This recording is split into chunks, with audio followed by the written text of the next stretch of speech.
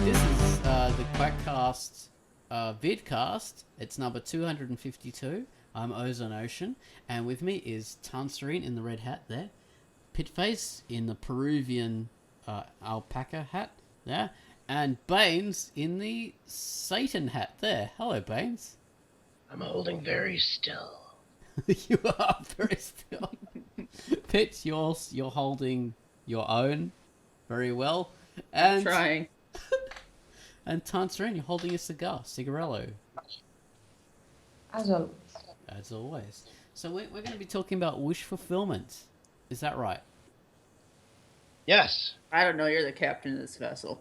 Well, thanks for the promotion, but in this outfit here, I think I'm like a first mate at most. But that's nice of you to say. So, wish fulfillment can be like it's kind of standard thing that people use to create works of creative creation, isn't it? Sure. Like I wish I was more like this. So you have these characters who, we on the full length Quackcast we talked about like James Bond or, the Bella from Twilight or something like that. Like a character who's like a wish fulfillment avatar or something like that, who can, who gets all these benefits that the author wishes they had or something like that. Exactly. Or it's like a, but I mean, a lot of this stuff what we're kind of talking about is, fan fiction and amateur fiction and people getting started who are kind of on their own, like putting your own daydreams and building a story around your wishes kind of thing. Exactly. Does that? Exactly. Yeah. You have a lot of passion for wish fulfillment because you're putting all your favorite things into your work of creation. You're bugging them all in there. Or your character's got the great hair that you wish you could have, and the best friends that you wish you could have, and all the best lines. Or some friends. Or some friends, yeah, like in my case. Or coming out on top. Exactly, coming out on top, all over everyone else. Oh God! Just like in Bottomless Wager. I can barely dare say anything, and you will throw it into the gutter immediately. It's like you're impossible. You're an impossible person. That's what you are. Thank you. I am my own wish fulfillment. I make my own dreams come true.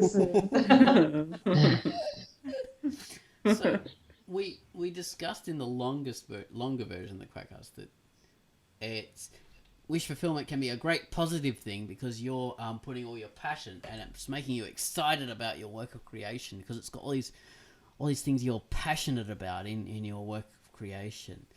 So it's more personal too. Like it's sort of a good way to start, in a way, to be authentic and to put like some of yourself out there, Exactly. Yeah. And you're being distracted, Bates. Yeah, that's true. But that can lead to that can be dangerous. If the wish fulfillment is the priority and everything comes too easily to your character, then you have trouble because you have basically a boring story.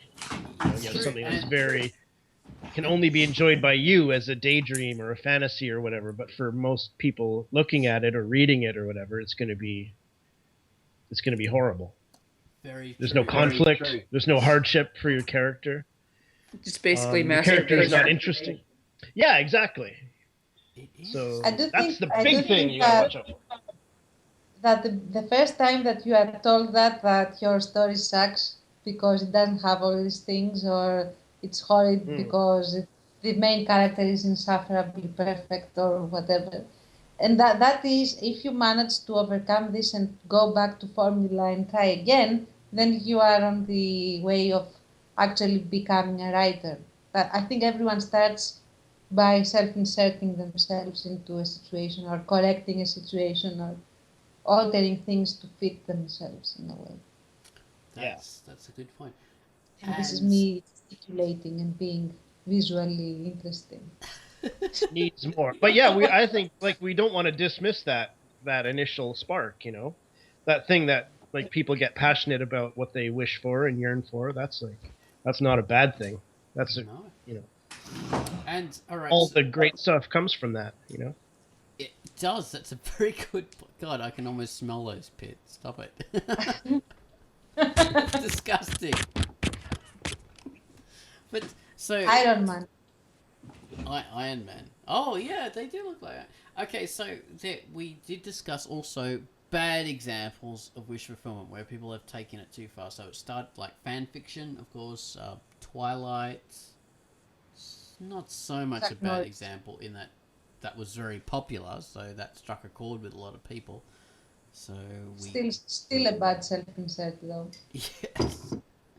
But Chuck Norris is a good example of badly done wish fulfillment. So his character is always like so cool. At least his version. He imagines himself being cool in those movies and TV shows, but he is not cool. He is a freaking joke in those TV shows and movies. And that, I think that's why the whole meme of, like Chuck Norris is so tough, punch the earth and all that kind of thing came about because the character is so utterly serious that it's funny to make those memes because it's just so. And Steven Seagal is exactly the same way as Tantz. You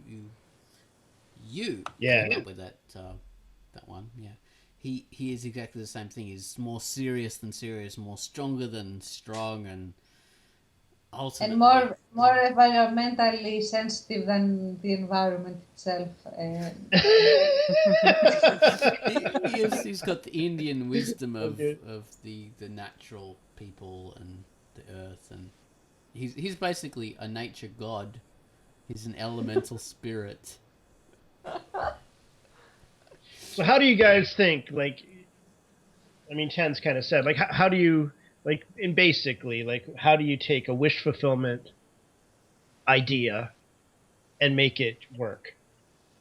Well, what's important, Then, as I think what we were saying before is there's the action characters who are universal, who are relatable, who we all want to be, like Indiana Jones, the Die Hard guy, Don McClane. It's not Don McClane. It's something McClane. Something.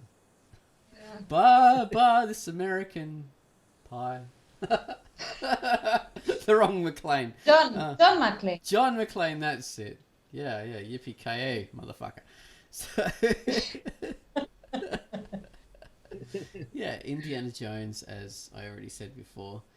Those kind of characters. Characters who can provoke wish fulfillment in other people, like we said earlier.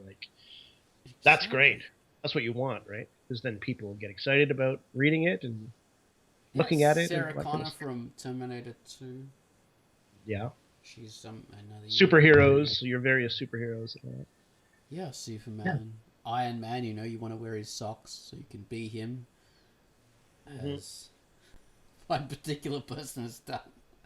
Pitt, who is your ultimate self-insert character? Apart from Putin.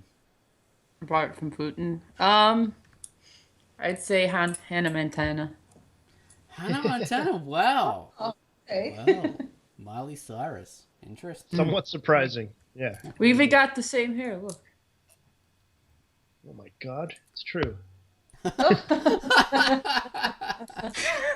Oh, that hits me like a wrecking ball. Oh.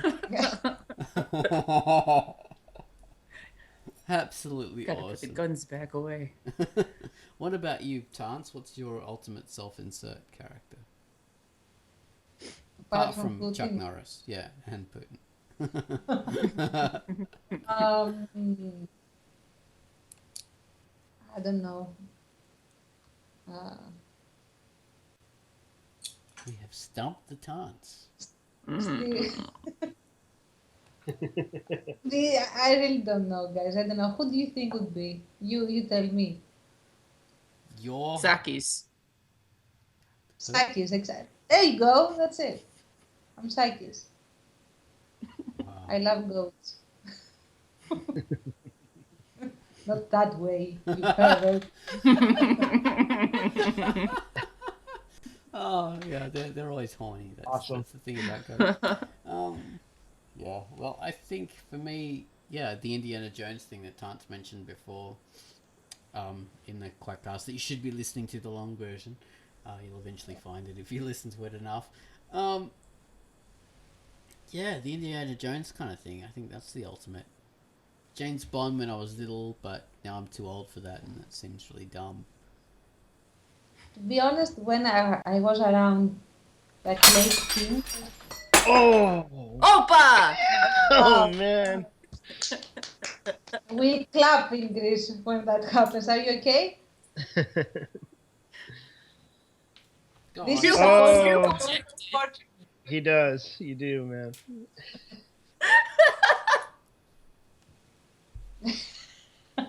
See, finally, Ozone Ocean is not such a Mary Sue. Like, some bad things do happen to him. Our drunken captain.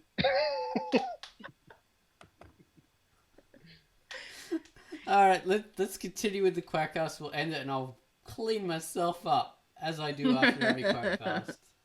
Go I think clean we probably yourself hit our up, stand. you whore. Sorry, what?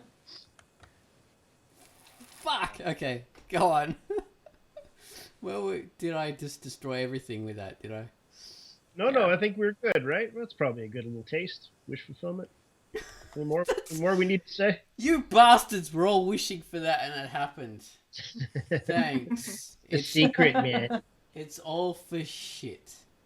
I think actually that Providence is protecting you from actually getting drunk tonight. So No, it's not. I'm going to get another wine glass. Bugger that. Alright, thanks very much for being part of Quackcast number 252. Goodbye, everyone, you bastards. well, you are a Russian. You are a Russian right now. So Russians did throw their glasses and break them That's on the floor. Greeks. They're meant to throw that. Exactly. Oh, See? fuck. Okay. Happy New Year. Bye-bye. You're so sad.